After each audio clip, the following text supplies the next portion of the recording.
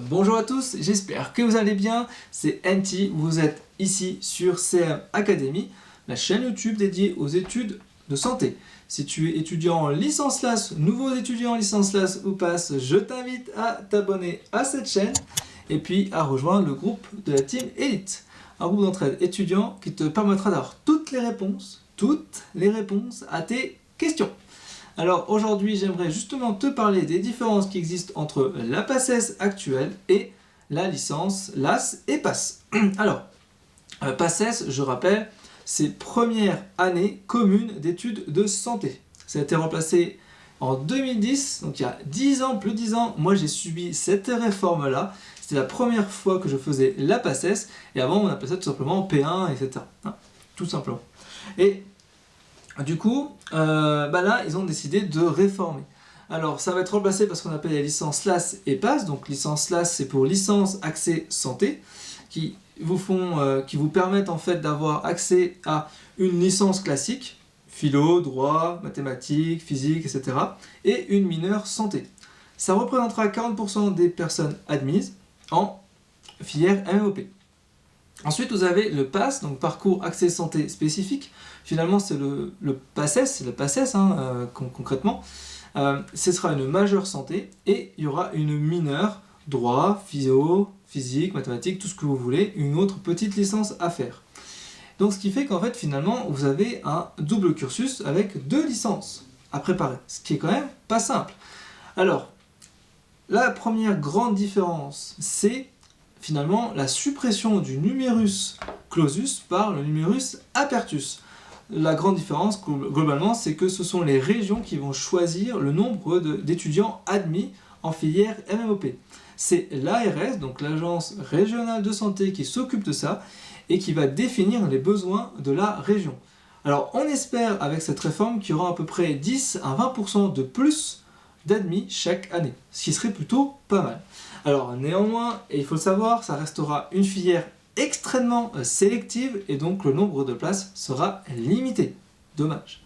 Ensuite, deuxième grande différence, c'est qu'il y aura une formation plutôt généraliste, c'est-à-dire que vous aurez forcément des nouvelles matières, c'est-à-dire vous aurez de l'anglais, vous aurez des UE de type professionnel pour parler notamment de la réorientation, parce que c'est un peu un des grands sujets.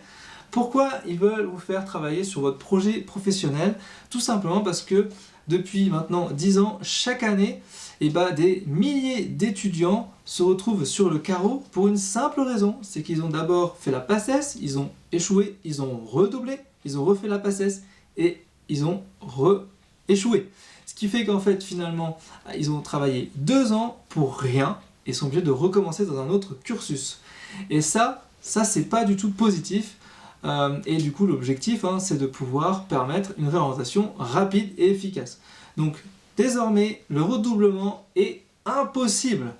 En revanche, comment ça va se passer? Si un étudiant n'a pas la moyenne en PASS, il s'oriente obligatoirement vers une L1 avec la possibilité de prendre une LAS, c'est-à-dire une licence accès santé pour retenter sa chance. Si un étudiant a la moyenne en PASS, mais des résultats insuffisants, donc pour être pris en MMOP, et finalement il va devoir quand même intégrer une LAS en L2 et il pourra candidater de nouveau en L2, en L3 pour retenter sa chance. Vous voyez, c'est un système un petit peu bordélique, mais en fait si on comprend bien le système, comment ça a été construit, c'est plutôt positif par rapport à la PACES. Il faut vraiment le comprendre comme ça. Alors, moi, ce que je vois, c'est qu'il y a énormément d'opportunités, finalement, avec cette nouvelle réforme. Il ne faut pas en avoir peur, ça va être relativement nouveau. Tous les enseignants sont en galère pour construire ces nouvelles formations. Et comment accéder à ces nouvelles licences et cette nouvelle filière MMOP, c'est pas simple pour tout le monde. Et les évolutions et ce qui va se passer dans les prochaines semaines vont être importantes. Donc, du coup, il va falloir suivre l'affaire de près, mais sachez une chose, c'est que ça peut être qu'une opportunité pour vous. Gros avantage également, c'est que les PACES qui ont redoublé cette année ne vont pas subir cette réforme. Ils vont être entre redoublants, ce sera donc la PACES des redoublants. Donc les nouveaux qui viennent justement dans cette licence Accès Santé ou le Pass, ce sera que du positif. Vous ne serez pas en concurrence avec les licences d'après qui peuvent prendre des places avec la nouvelle réforme et les fameux PACES qui redoublent. Donc ce n'est qu'une opportunité. Prenez-la, saisissez-la.